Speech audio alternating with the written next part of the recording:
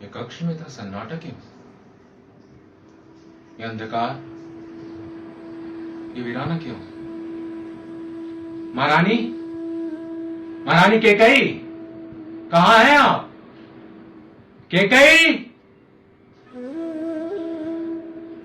हम यहां इतनी देर से व्यग्र आपके कक्ष में आपकी एक झलक पा लेने को आतुर हैं, परंतु आपकी द्राक्ष देह गंध के एक झोंके ने भी हमारे प्राण वायु को नहीं छोड़ा।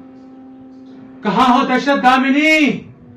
हमारे सामने आकर हमारे वक्ष को उफान से भर दो।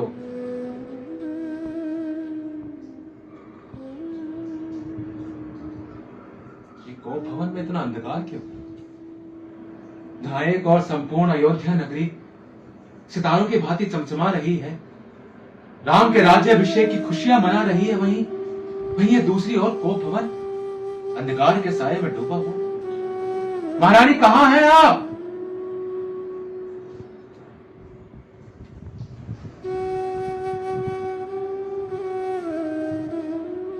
ओ, तो यहां हैं आप। केकई, आपको ज्ञात भी है हमें आपकी कितनी चिंता हो रही थी। केकई,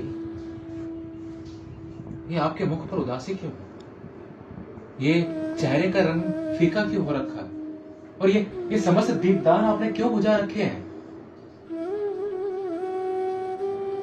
ये आपका प्रिय दशरथ आपके उत्तर की प्रतीक्षा कर रहा है।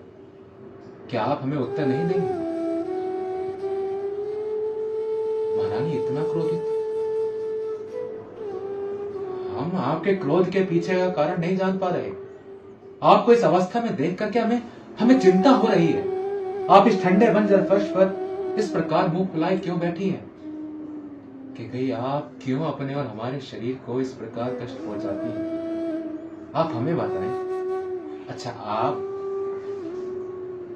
हमें बताएं, क्या हमसे कोई अपराध हुआ? चुप ना रहो केकई, आपकी ये चुप्पी हमसे सहन नहीं हो रही है, और आपका ये रूखा व्यवहार भी हमसे सहन नहीं हो रहा है। आप जानती हैं कि सभी रानियों से अधिक अधिकार आपके पास है। भले ही हम शासन कर रहे हैं केकई, भले ही हम अयोध्या के चक्रवर्ती सम्राट हैं, परंतु हमारे हृदय की स्वामिनी तो आप ही हैं। कुछ तो कहो केकई, आपकी ये चुप्पी हमसे सहन नहीं हो रही है। हम आपके लिए किसी निर्दोष के प्राण भी ले सकते हैं, किसी राजा को भिखारी तथा भिखारी को राजा बना सकते हैं।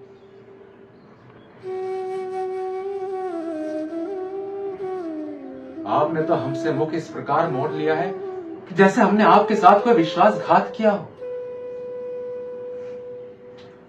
परंतु आप इस बात से अनजान हैं कि आप हमारे लिए कितनी अनमोल हैं। ओके, कहीं हम पर विश्वास करो। जिस प्रकार सूर्य उदय होकर अंधकार को समाप्त कर देता है, ठीक उसी प्रकार हम तुम्हारे सभी भय का पीछा करेंगे। बस अपनी इच्छा व्यक्त करें और एक ही क्षण में अपने पति को उसे पूर्ण करता हुआ देखें। ओ केकई, यदि तुम उस चंद्र को पाने की अभिलाषा व्यक्त करती हो, तो मेरे एक ही इशारे पर वो चंद्र स्वयं तुम्हारे चरणों में होगा। बस अपनी इच्छा व्यक्त करें।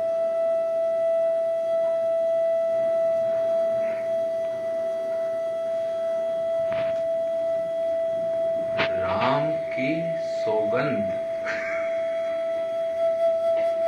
ओ मेरी प्यारी भोली केकई, आपको हमारी ये बातें चिकनी चुपड़ी लग रही है। केकई, आप इस बात से अनजान हैं कि आप ही हमारे जीवन की संचालिका हैं।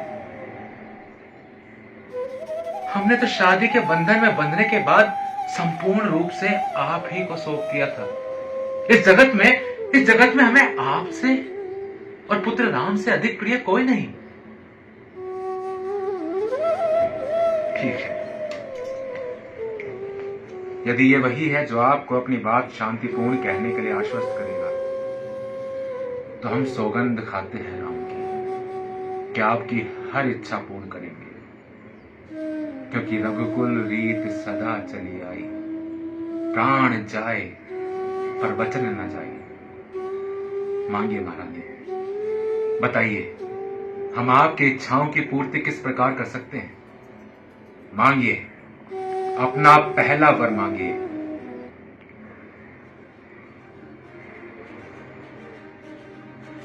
ये क्या कह रही हैं आप? आपको ज्ञात भी है क्या कहीं भरत का राज तिलक, कल ही राम का राज्याभिषेक होना निश्चित है।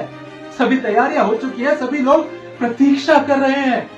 मित्र देश और प्रजावासी राम को राजा बनता देखना चाहते हैं, और आप है कि महारानी, महारानी आप इतना क्रूर कैसे हो सकती है?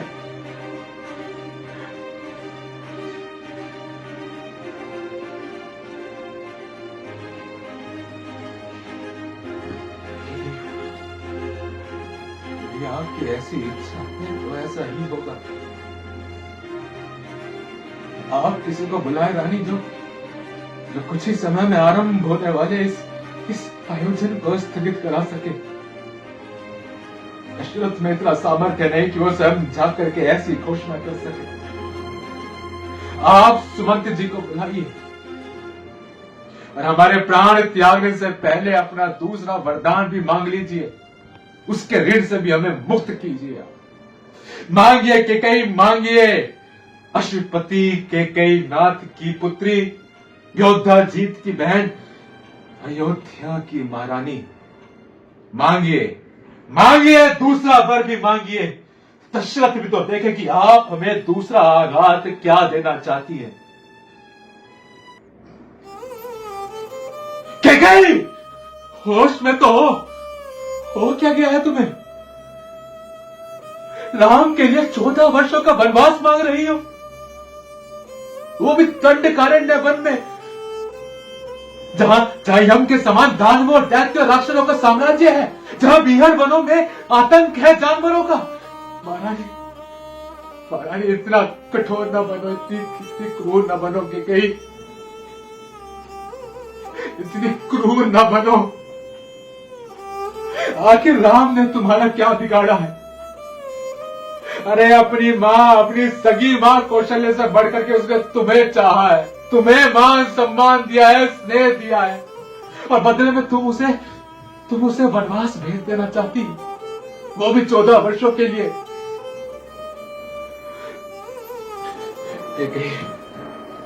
कहीं आपने अपने पुत्र भरत के लिए राज्य मांगा, हमने दिया, परंतु ये न मांगे।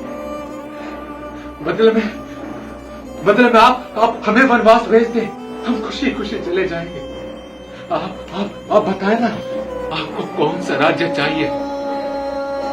हम तो सभी राज्य ला करके आपके चरणों में रख देंगे। आप हमसे हमारे प्राण मांग ले केकई, परंतु हमसे हमारे पुत्र राम को जुदा न करें।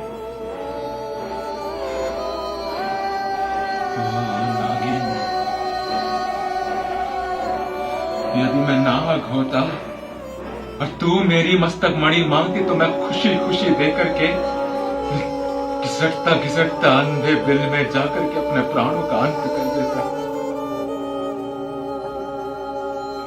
वाह महारानी, वाह! राम के विरुद्ध ये षड्यंत्र इतने कम समय की उपज तो नहीं लगती। ज्ञात होता है कि आप बड़े लंबे समय से इसी दिन की प्रतीक्षा में थी, इसी दिन की प्रतीक्षा में थी।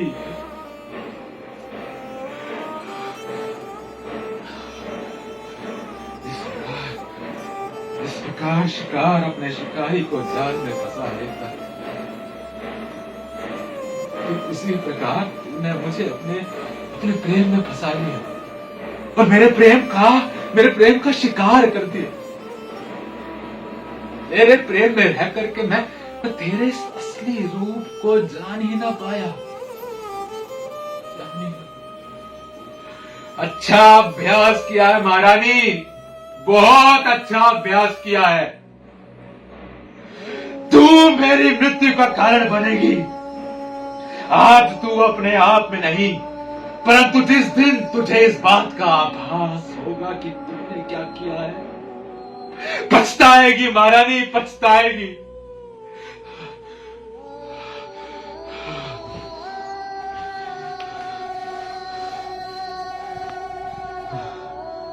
हे विधाता, हे विधाता, आभास होता है कि मेरा अंतिम समय निकट है।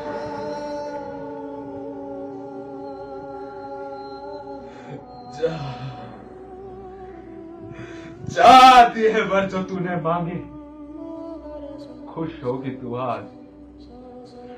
पहला भरत को राज्य, दूसरा राम वनवास।